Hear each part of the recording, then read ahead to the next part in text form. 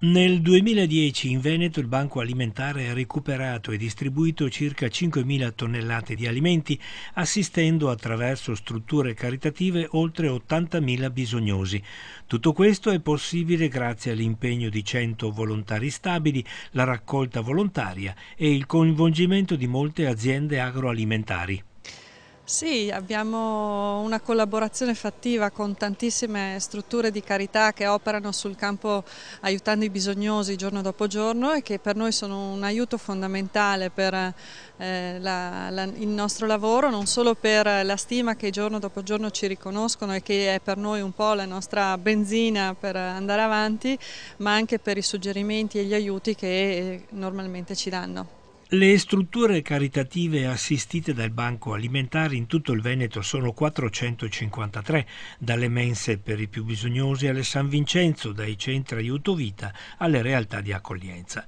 L'efficienza dell'organizzazione è assicurata da una gestione attenta e oculata, garantita dalla funzionalità di questa nuova sede regionale.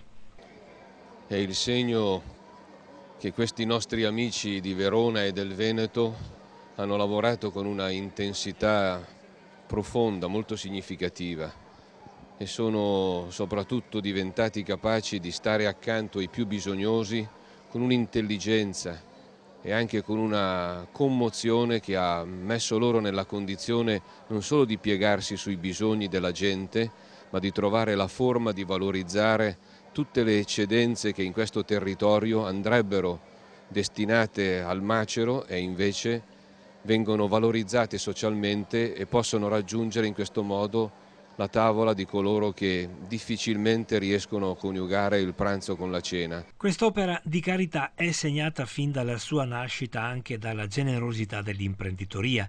Il cofondatore con Don Giussani fu Danilo Fossati, fondatore della Star.